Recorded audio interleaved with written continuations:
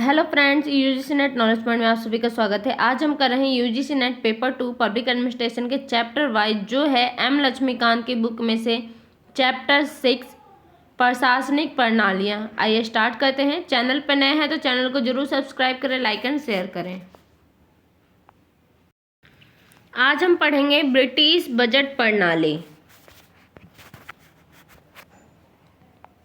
Britain में कोषागार केंद्रीय वित्तीय एजेंसी है। क्या है? ब्रिटेन में जो कोषागार है वो क्या है? केंद्रीय वित्तीय एजेंसी है। संपूर्ण वित्तीय प्रशासन का निरीक्षण तथा निर्देशन यही करती है। जो वित्त से जुड़े सारे काम होते हैं उसका निरीक्षण और निर्देशन कौन करता है? तो केंद्रीय वित्तीय एजेंसी करता है। भारत में वित्त मंत्रालय तथा संयुक्त राज्य अमेरिका में के प्रबंधन एवं बजट कार्यालय यानी OMB का यह प्रतिरूप है, परंतु ब्रिटेन में यह लोक सेवा के प्रशासन में भी महत्वपूर्ण भूमिका अदा करता है। जो बजट है वह लोक प्रशासन के में भी क्या करता है? महत्वपूर्ण भूमिका अदा करता है। कोषागार की अज्ञाप्ति सर्वप्रथम 1612 में हुई। इसके नाम मात्र के प्रमुख हैं लॉर्ड्स कमिश्नर, अर्थात कोषागार के प्रथम लॉर्ड प्रधानमंत्री, कोषागार के द्वितीय लॉर्ड वित्त मंत्री तथा 5 कनिष्ठ लॉर्ड। व्यवहारिक रूप से लॉर्ड बोर्ड के रूप में कभी नहीं मिलते हैं और उनके उत्तरदायित्वों का निर्वाह वित्त मंत्री करता है। दूसरे शब्दों में कोषागार का प्रभावी मंत्रिमंडलीय प्रमुख वित्त मंत्री होता है। जो कोषागार का प्रभावी होता है यानी उत्तराधिकारी जो होता है वो क्या होता है? मंत्रिमंडल का वित्त मंत्री होता है। वित्त प्रशासन में कोषागार की भूमिका का अध्ययन करने के लिए 1959 नियुक्त प्लाडेन कमेटी ने अपनी रिपोर्ट 1961 में प्रस्तुत की। इसकी सिफारिश के बाद 1962 में कोषागार को 2 भागों में विभाजित कर दिया गया, वित्त एवं आर्थिक पक्ष और वेतन एवं प्रबंधन पक्ष। ब्रिटेन में बजट प्रणाली तथा वित्त प्रशासन के संबंध में निम्नलिखित अन्य बिंदुओं पर नोट किया जा सकता है। क्या है महत्वपूर्ण बिंदु? फर्स्ट पॉइंट है, भारत के विपरीत ब्रिटेन में एक ही बजट होता है। भारत के जैसा नहीं, वहाँ पे सिर्फ क्या होता है? एक ही बजट होता है, अर्थात सभी विभागों के लिए एक बजट। ये नहीं कि अलग अलग विभाग है तो अलग अलग बजट। ब्रिटेन में क्या है? सभी विभागों के लिए सिर्फ एक बजट होता है। भारत की तरह ही ब्रिटेन में वित्त वर्ष 1 अप्रैल से शुरू होकर और अगले वर्ष 31 मार्च को समाप्त होता है। ये इम्पोर्टेंट पॉइंट है क्योंकि अभी हाल ही के पेपर में आया था कि वित्त वर्ष कब से शुरू होता है। तो 1 अप्रैल से शुरू और 31 मार्च को समाप्त होता है। थर्ड है, बजट अनुमानों की तैयारी सभी विभागों में अक्टूबर के पहले सप्ताह से शुरू होती है। जो बजट अनुमान की तैयारी की जाती है वो कब होती है? अक्टूबर के पहले सप्ताह से। फोर्थ पॉइंट है, वित्त मंत्री बजट को हाउस ऑफ कॉमन्स में फरवरी के मध्य में प्रस्तुत करता है। जो वित्त मंत्री है वो कब प्रस्तुत करता है बजट? तो हाउस ऑफ कॉमन में फरवरी के मध्य यानी फरवरी के बीच में वो प्रस्तुत करता है। फिफ्थ पॉइंट है, 1968 से पूरे सदन की समिति प्रणाली यानी कि जिसे क्रमशः आपूर्ति समिति तथा उपाय एवं साधन समिति के रूप में जाना जाता है, के बजाय आपूर्तियों यानी मांगों और राजस्व से सीधा सरोकार हाउस ऑफ कॉमन्स स्वयं ही रखता है। इस पुराने सिद्धांत को भी त्याग दिया गया है कि वित्तीय कारोबार एक समिति से पैदा होना चाहिए ना कि स्वयं सदन से। परिणाम स्वरूप संबंधित समितियों को भी भंग कर दिया गया है और बजट भाषण और बजट पर बहसें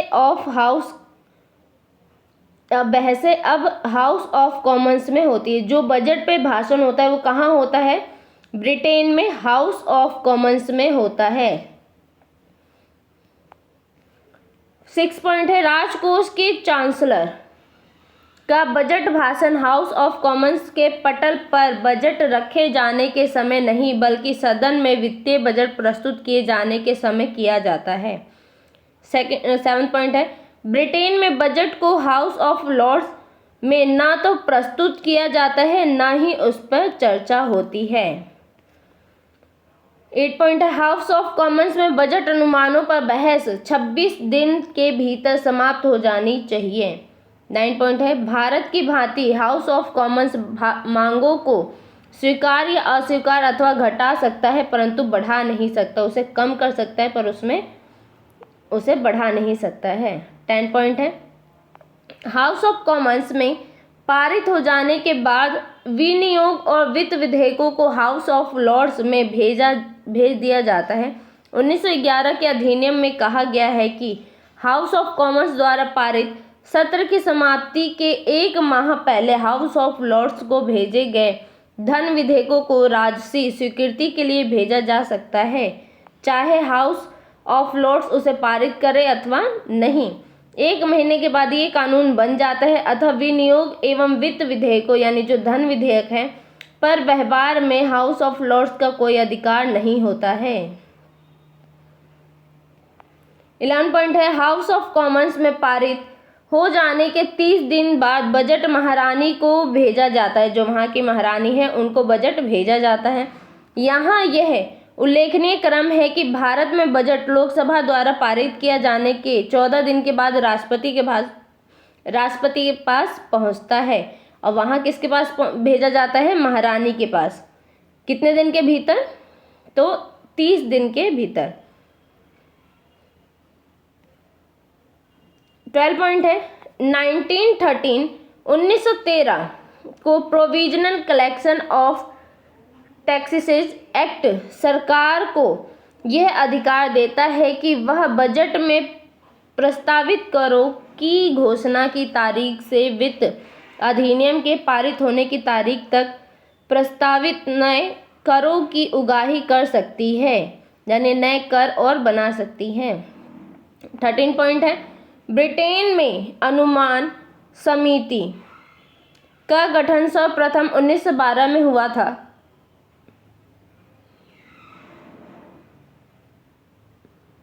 1917 में उसकी जगह एक नई व्यय समिति ने ले ली। इसके सभी 40 से 50 सदस्य केवल हाउस ऑफ कॉमन्स से लिए जाते हैं। 14 पॉइंट है, ब्रिटेन में सार्वजनिक लेखा समिति की स्थापना सबसे पहले 1861 में ग्लैडस्टोन द्वारा की गई थी। उसके सभी 15 सदस्य हाउस ऑफ कॉमन्स से ही चुने जाते थे। इसका अध्यक्ष विरोधी दल का होता था। 15 पॉइंट है, सार्वजनिक लेखाओं का लेखा परीक्षण सर्वप्रथम ब्रिटेन से शुरू हुआ था। यह नियंत्रक एवं महालेखा परीक्षक यानी जो कैग है की स्थापना 1866 में ग्लैडस्टोन ने की थी। किसने की थी? 1866 में ग्लैडस्टोन ने की थी। किसकी? कैग की स्थापना। कहाँ पे? ब्रिटेन में। वह संसद का एक अधिकारी होता था और उसके 2 कार्य होते थे। कौन से कार्य होते थे? नियंत्रक के तौर पर वह सार्वजनिक धन की प्राप्तियों और निकासी को नियंत्रित करता है। 2 पॉइंट है, लेखा परीक्षक के तौर पर वह विभागीय लेखा का परीक्षण करता है तथा इस पर अपनी रिपोर्ट को संसद में पेश करता है। इन कार्यों का निर्धारण 1866 तथा 1921 के exchequer and audit department act में किया गया है। इसका पूरा पदनाम है comptroller general of the receipt and issue of her ministries exchequer and auditor general of public accountants. उसकी नियुक्ति मंत्रिमंडल की सलाह पर ताज द्वारा की जाती है। उसका कार्यकाल निश्चित नहीं होता। उसको ताज द्वारा संसद की सिफारिश पर हटाया जाता है। 16 पॉइंट है, राष्ट्रीय आर्थिक विकास परिषद की स्थापना ब्रिटेन में 1961 में हुई थी। यह वित्तीय या प्रधानमंत्री की अध्यक्षता में काम करती है। आर्थिक नीतियों और समस्याओं पर चर्चा करने में यह एक महत्वपूर्ण मंच है। अब हम पढ़ेंगे ब्रिटिश संसदीय आयुक्त। ब्रिटिश पार्लियामेंट्री कमिश्नर क्या है, अम्यूजमेंट जैसी संस्था को ब्रिटेन में 1967 में प्रशासनिक संसदीय आयुक्त के रूप में अपनाया गया था। इस पद का नाम सर जॉन वाई कमेटी रिपोर्ट 1961 की सिफारिश पर किया गया था। इसका पद नियोक्ता एवं महालेखा परीक्षक के बराबर है। उसकी नियुक्ति ताज द्वारा तब तक के लिए की जाती है जब तक वह 65 वर्ष की आयु पूरी नहीं कर लेता।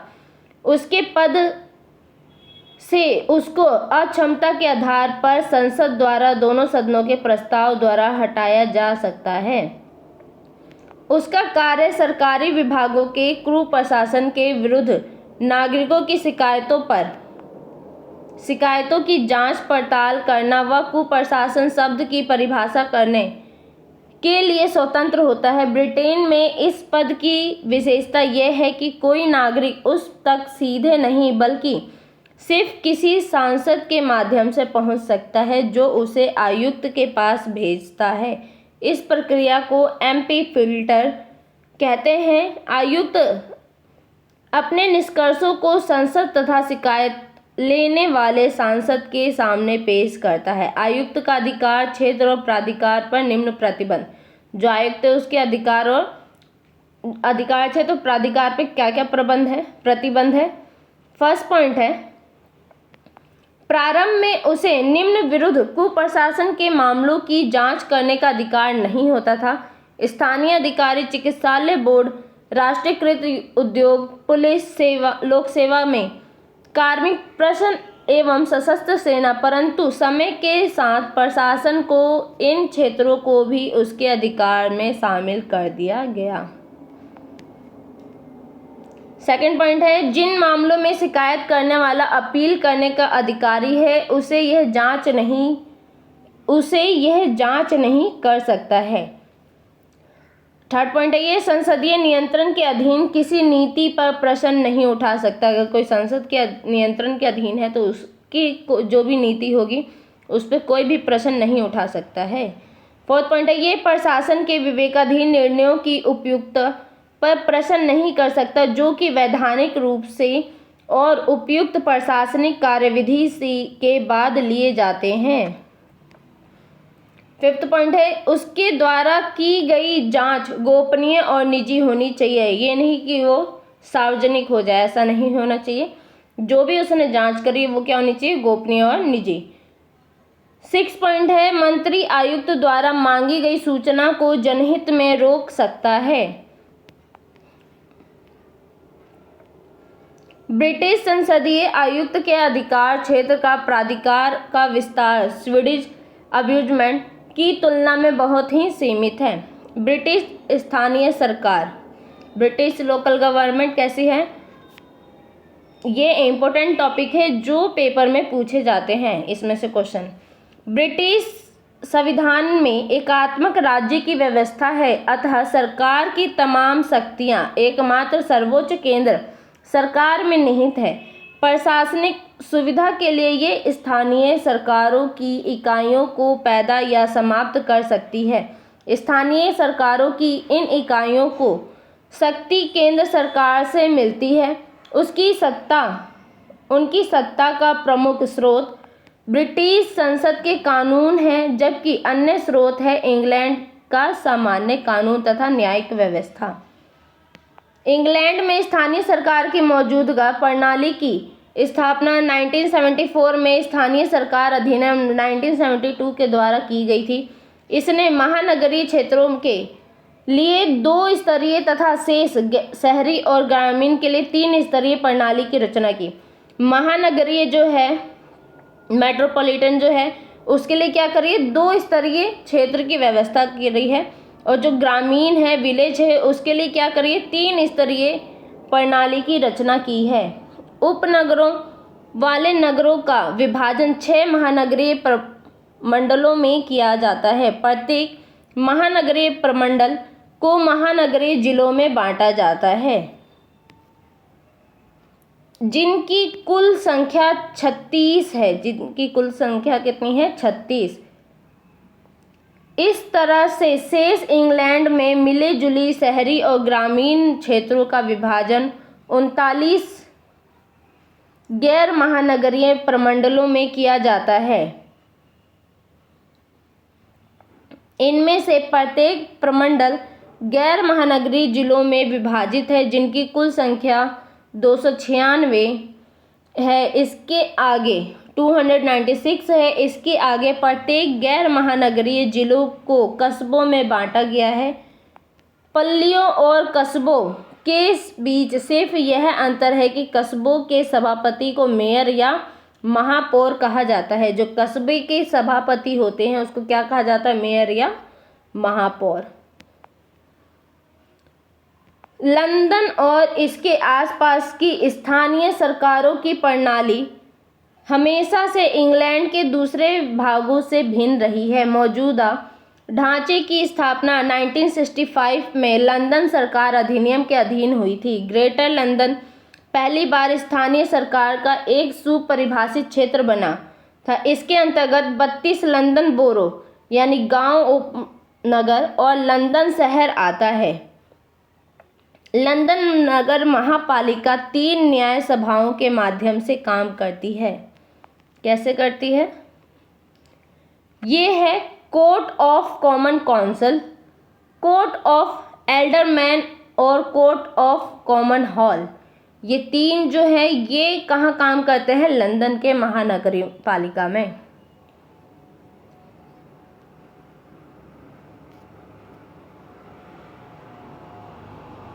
परंतु वास्तविक नियंत्रण संस्था कोर्ट और कॉमन हॉल है, जिसे विधि निर्माण और कार्यकारी दोनों शक्तियां प्राप्त है।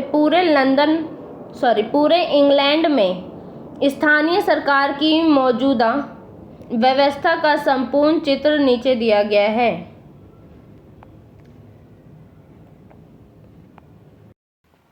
तो कैसे काम करती है? लंदन में 3 क्षेत्र आते हैं। महानगरीय में महानगरीय प्रमंडल में 6 हैं। महानगरीय जिले 36 हैं। मिली जुली शहरी और ग्रामीण क्षेत्र हैं। महानगरीय प्रमंडल 39 है और गैर महानगरीय जिले 296 हैं। उसमें भी क्या है? पल्लियां या कस्बे हैं। और ग्रेटर लंदन में क्या है? लंदन बोरो 32 है और लंदन शहर उसमें शामिल है।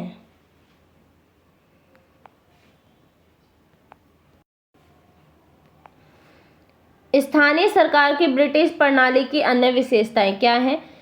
फर्स्ट पॉइंट है स्थानीय सरकार की तमाम इकाइयों यानी प्रमंडल, जिले और पल्लियां की परिषदें वास्तविक प्रबंधन निकाय है। ये स्थानीय सरकार के विधायी तथा कार्यपालक अंग है। ये क्या है? सरकार के विधायी और कार्यपालक अंग है।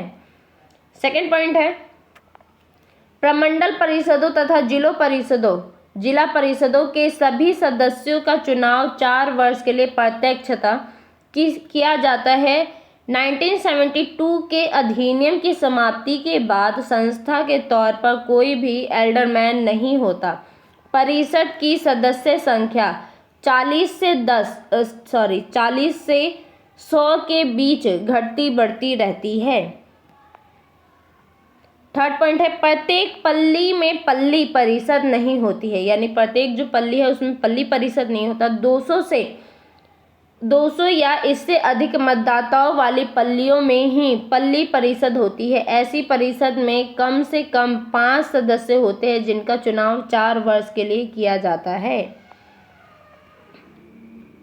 फोर्थ पॉइंट है कानूनी तौर पर प्रत्येक परिषद एक सार्वजनिक निगम होती है, अतः व्यक्तिगत परिषदों के बजाय निर्णय लेने तथा उसको लागू करने की जिम्मेदारी सामूहिक होती है। फिफ्थ पॉइंट है परिषद के पीठासीन अधिकारियों को मेयर या सभापति कहा जाता है।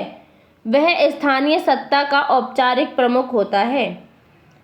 6 पॉइंट है स्थानीय अधिकारी को 2 प्रकार के काम करते हैं, आदेशात्मक और अनुज्ञात्मक। ये समितियों के द्वारा काम करते हैं और समितियां परिषद की ओर से प्रशासन के काम की देखरेख करती है।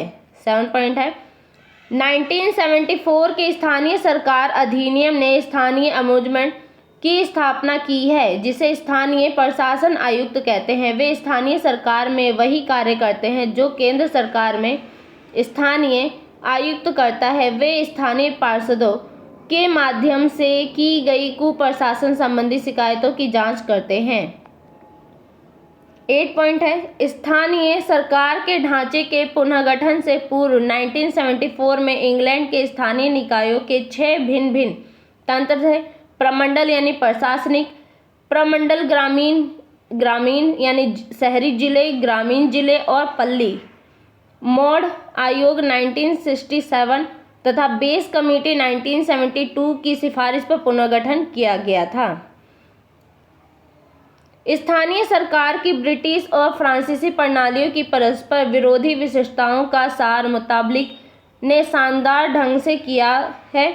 उनके अनुसार ब्रिटिश प्रणाली की विशिष्टता है विकेंद्रीकरण, विधायी प्रभुत्व, समिति पद्धति, बहुउद्देशीय गतिविधि और नागरिकों की स्वैच्छिक भागीदारी। दूसरी ओर फ्रांसीसी प्रतिरूप को केंद्रीकरण, आदेशों की श्रृंखला, पदानुक्रमिक संरचना, कार्यपालिका के अधिपत्य तथा विधायी अधीनता के लिए जाना जाता है। अब हम पढ़ेंगे फ्रांस की प्रशासनिक प्रणाली यानी एडमिनिस्ट्रेटिव सिस्टम ऑफ फ्रांस, फ्रांसीसी संविधान और सरकार।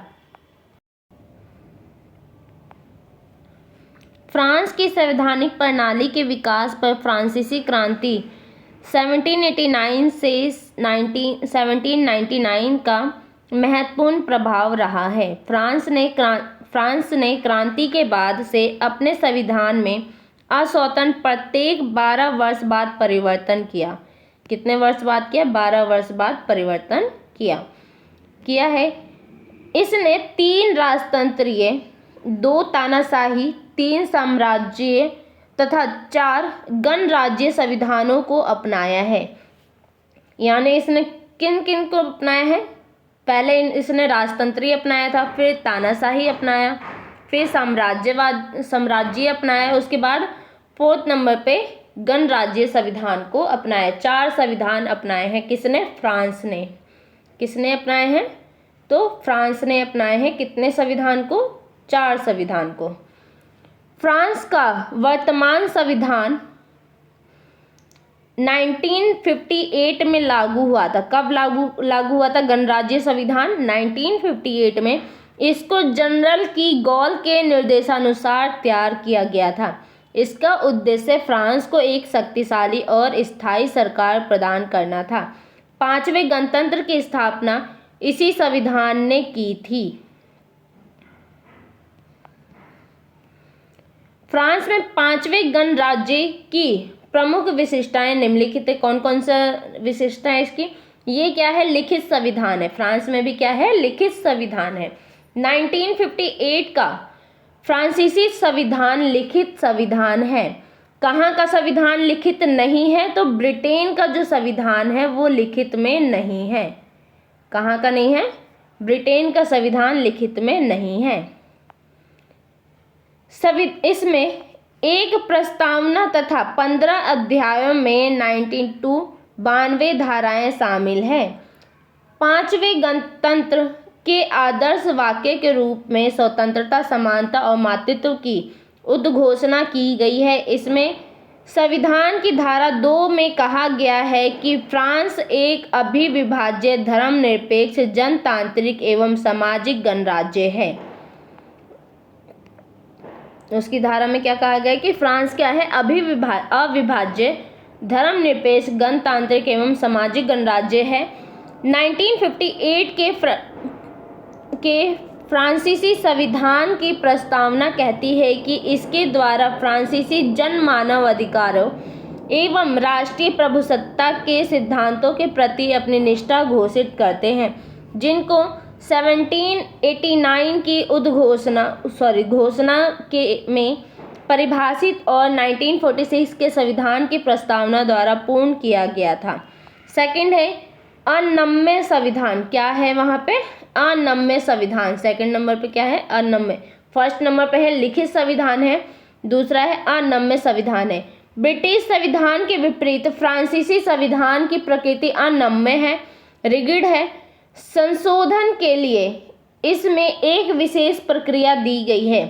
इसमें संसद के दोनों सदनों में 60% बहुमत के द्वारा ही संशोधन किया जा सकता है। कितनों के द्वारा? 60% बहुमत के द्वारा ही संशोधन हो सकता है। विकल्प के तौर पर संवैधानिक संशोधन पर राष्ट्रपति राष्ट्रीय जनमत संग्रह का आह्वान कर सकता है, परंतु फ्रांस की सरकार के गणतांत्रिक रूप को संशोधित नहीं किया जा सकता।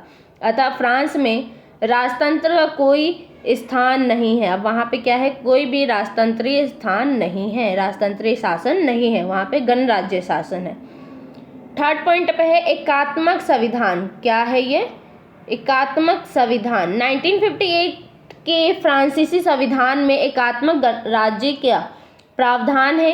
केंद्रीय और स्थानीय या प्रांतीय सरकारों के बीच शक्तियों का कोई विभाजन नहीं है। सारी शक्तियां पेरिस में स्थित एकमात्र सर्वोच्च केंद्र सरकार में निहित है। कहाँ पे स्थित है? पेरिस में। स्थानीय सरकारों का निर्माण और उनकी समाप्ति केवल प्रशासनिक सुविधा के लिए केंद्र सरकार द्वारा की जाती है। वास्तव में ब्रिटेन की अपेक्षा फ्रांस अधिक एकात्मक है, अर्ध अध्यक्षात्मक और अर्ध संसदीय। पांचवें गणराज्य में न तो सरकार का प्रावधान है और न ही संसदीय सरकार का, बल्कि इसमें दोनों के तत्वों का मिश्रण है। एक और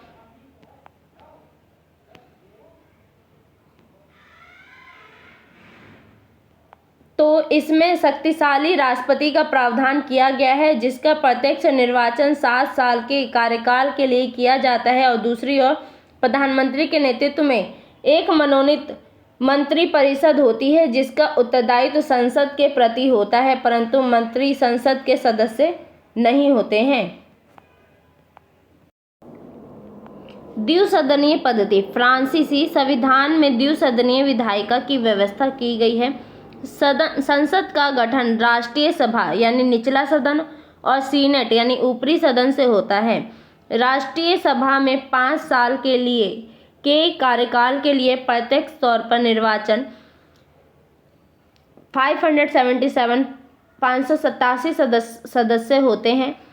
सीनेट के 321 सदस्यों का निर्वाचन अप्रत्यक्ष रूप से 9 वर्ष के कार्यकाल के लिए होता है। सीनेट की अपेक्षा राष्ट्रीय सभा अधिक आधिपत्यपूर्ण और शक्तिशाली होता है। युक्तिसंगत संसद।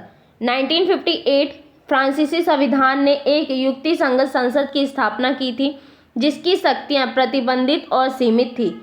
फ्रांसीसी संसद की शक्तियां राजनीतिक कार्यपालिका की तुलना में सीमित है। यह कानूनों का निर्माण केवल संविधान के निर्धारित विषयों पर ही कर सकती है। अन्य तमाम मामलों पर सरकार कार्यकारी आदेश द्वारा कानून बना सकती है। सरकार कानून बनाने का अधिकार कार्यपालिका अंग को सौंपने का अधिकार रखती है। संसद सत्ता पर ये सीमाएं एक शक्तिशाली कार्यपालिका प्रदान करने के उद्देश्य से लगाई गई थी। संवैधानिक परिषद। संविधान में ने एक संवैधानिक परिषद की स्थापना की है। इसमें 9 वर्ष के कार्यकाल के लिए निर्वाचित 9 सदस्य होते हैं। यह एक न्यायिक पहरेदार का काम करती है। यह सुनिश्चित करती है कि कार्यकारी आदेश और संसदीय कानून संविधान के प्रावधान के अनुसार हो, परंतु ये केवल एक सलाहकार संस्था है और इसकी सलाह बाध्यकारी नहीं है। राजनीतिक दलों को मान्यता। फ्रांस के नए संविधान में राजनीतिक दलों और उनकी भूमिका को संवैधानिक मान्यता दी गई है। फ्रांस के गणतांत्रिक संविधान ने पहली बार न केवल राजनीतिक दलों का उल्लेख किया, बल्कि उनको राजनीतिक जीवन का सामान्य अंग भी स्वीकार किया। संविधान की धारा 4 में कहा गया है कि राजनीतिक दलों की राष्ट्रीय प्रभुसत्ता तथा जनतंत्र के सिद्धांत का आदर करना चाहिए। फ्रांसीसी राष्ट्रपति कैसे होता है उनका निर्वाचन? निर्वाचन विधि मूल रूप से संविधान द्वारा राष्ट्रपति के अप्रत्यक्ष चुनाव की विधि उपलब्ध कराई गई है। राष्ट्रपति का चुनाव एक नए निर्वाचक मंडल द्वारा किया जाता है, जिसमें 3 प्रकार के सदस्य शामिल होते हैं। फर्स्ट, राष्ट्रीय प्रतिनिधि। यानी कि संसद के दोनों सदनों के सदस्य। सेकंड है स्थानीय सत्ताओं के प्रतिनिधि। थर्ड है विदेशी प्रादेशिक इकाइयों के प्रतिनिधि। किंतु 1962 में एक जनमत संग्रह द्वारा संविधान को संशोधित कर दिया गया। अब राष्ट्रपति का चुनाव सार्वभौमिक मताधिकार के द्वारा किया जाता है। राष्ट्रपति के चुनाव में जीतने के लिए एक उम्मीदवार को डाले गए वोटों का पूर्ण बहुमत प्राप्त करने की आवश्यकता होती है। यदि कोई उम्मीदवार पहले मतदान में आवश्यक बहुमत प्राप्त नहीं कर पाता है तो दूसरा मतदान आयोजक किया जाता है। दूसरे मतदान में केवल वे 2 प्रत्याशी ही भाग ले सकते हैं जिन्होंने पहले चरण में अधिकतम मत प्राप्त किए थे। कार्यालय और पदोन्नति क्या होती है? राष्ट्रपति का कार्यकाल 7 वर्ष का होता है। वहाँ पे कितने वर्ष का होता है? 7 वर्ष का होता है। वह चाहे जितनी बार पुनः निर्वाचन के लिए पात्र होता है, यानी वो जितनी भी बार चुनाव जीत जाए वो उसका पात्र है। फिर भी संविधान में राष्ट्रपति पद के लिए कोई भी पात्रता यानी न्यूनतम आयु सीमित सहित निर्दिष्ट नहीं की गई है, बताई नहीं गई है। यह राष्ट्रपति का पद रिक्त हो जाता है। यदि राष्ट्रपति का पद खाली हो जाता है तो राष्ट्रपति के कार्य अस्थायी रूप से सीनेट के अध्यक्ष द्वारा संपन्न किए जाते हैं। किंतु सीनेट का अध्यक्ष एक विधेयक को जनमत संग्रह के अधीन ले जाने तथा राष्ट्रीय असेंबली को विघटित करने की शक्ति नहीं रखता है। सीनेट के अध्यक्ष द्वारा राष्ट्रपति के कार्यों दायित्वों को पूरा न कर पाने की स्थिति में ये कार्य सरकार द्वारा निष्पादित किए जाते हैं। राष्ट्रपति को राजद्रोह के लिए चलाए गए महाभियोग द्वारा कार्यकाल से पहले पद से हटाया जा सकता है। महाभियोग प्रस्ताव संसद के दोनों सदनों द्वारा पूर्ण बहुमत से पारित किया जाना चाहिए। संसद के इस प्रस्ताव के बाद न्याय की उच्च अदालत के द्वारा महाभियोग चलाया जाता है। कार्य और शक्तियाँ क्या होती है वहाँ के राष्ट्रपति की? राष्ट्रपति संविधान की धुरी है और सरकार की प्रणाली में एक प्रभावी स्थिति धारण करता है। वह राज्य का वास्तविक प्रधान होता है और राष्ट्रीय एकता का प्रतीक माना जाता है। इसकी शक्ति और कार्य निम्नलिखित हैं। फर्स्ट है वह प्रधानमंत्री की नियुक्ति करता है, उसको त्यागपत्र स्वीकार करता है। सेकंड है वह प्रधानमंत्री की सलाह पर सरकार के अन्य सदस्यों या मंत्रिमंडल परिषद की नियुक्ति करता है, उसे कार्यमुक्त करता है। थर्ड है वह मंत्रिपरिषद की बैठकों की अध्यक्षता करता है जिनके फलस्वरूप उसे सरकार की नीतियों को प्रभावित करने, निर्देशित करने और नियंत्रित करने का प्रत्यक्ष अवसर प्राप्त होता है। फोर्थ पॉइंट है वह राज्य के नागरिक एवं सैनिक पदों पर नियुक्तियां करता है।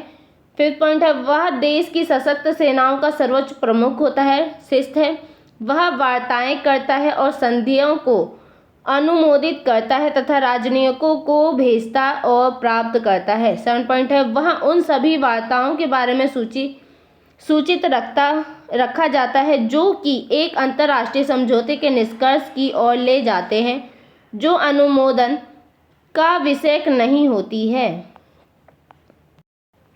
8 पॉइंट है वह उच्च परिषदों और राष्ट्रीय रक्षा समितियों की अध्यक्षता करता है। 9 पॉइंट है वह फ्रांसीसी समुदाय का प्रतिनिधित्व एवं अध्यक्षता करता है। 10 पॉइंट है वह संवैधानिक परिषद के अध्यक्ष और 3 सदस्यों की नियुक्ति करता है। 11 पॉइंट है वह कानूनों को प्रख्यापित करता है जो कि संसद द्वारा 15 दिनों के भीतर अंतिम रूप से अंगीकृत किए जाते हैं और सरकार को पारित किए जाते हैं। फिर भी इस अवधि से पहले वह संसद को किसी कानून व पुनः विचार करने के लिए कह सकता है। इन पुनः विचारण को संसद द्वारा अस्वीकृत नहीं किया जा सकता, यानी संसद उसे अस्वीकार नहीं कर सकती है। 12 पॉइंट है वह संसद को संदेश भेज सकता है और इसके विशेष सत्रों को बुला सकता है। 13 पॉइंट है वह संसदीय सत्रों के द्वारा या संसद के दोनों सदनों के संयुक्त प्रस्ताव पर सरकार के प्रस्ताव पर किसी भी सरकारी विधेयक को जनमत संग्रह के लिए प्रस्तुत कर सकता है। यदि यह विधेयक जनमत संग्रह में मंजूर कर लिया जाता है तो राष्ट्रपति को 15 दिनों के भीतर इसे प्रख्यापित करना चाहिए। 14 पॉइंट है, वह उन अज्ञापितों और अध्यादेशों पर हस्ताक्षर करता है जिन पर मंत्रिमंडल विचार विमर्श कर चुकी है। 15 पॉइंट है, उसे क्षमादान का अधिकार है। 16 पॉइंट है, वह न्यायपालिका की उच्चतर परिषद की अध्यक्षता करता है और इसके 9 सदस्यों की नियुक्ति करता है। 17 पॉइंट है, न्यायिक सत्ता की स्वतंत्रता का संरक्षण होता है। 18 पॉइंट है, उसे आपातकाल में विशेष शक्तियां प्राप्त होती है। आपातकाल के दौरान वह प्रधानमंत्री, संसद के दोनों सदनों के अध्यक्षों तथा संवैधानिक परिषद के अध्यक्ष से परामर्श करने के बाद आवश्यक निर्णय ले सकता है। 19 पॉइंट है, वह प्रधानमंत्री तथा संसद के दोनों सदनों के अध्यक्षों की सलाह के बाद नेशनल असेंबली को विघटित कर सकता है। फिर भी संविधान द्वारा इस पर 2 निर्बंधन लगाए गए हैं। पहला है वह नेशनल असेंबली को 12 महीने में एक बार, जो नेशनल असेंबली है उसको 12 महीने में एक बार अधिक बार विघटित नहीं कर सकता, एक से अधिक बार विघटित नहीं कर सकता है। सेकंड पॉइंट है, नेशनल असेंबली को आपातकाल के दौरान विघटित नहीं किया जा सकता। उल्लेखनीय है कि राष्ट्रपति के लिए प्रधानमंत्री और दोनों सदनों के अध्यक्षों की सलाह को मानना आवश्यक नहीं है। इसके अलावा राष्ट्रपति प्रधानमंत्री द्वारा कहे जाने पर विघटन से मना भी नहीं कर सकता है। तो आज के लिए वीडियो इतना ही। वीडियो अच्छी लगे तो लाइक कीजिए, शेयर कीजिए, सब्सक्राइब कीजिए। धन्यवाद।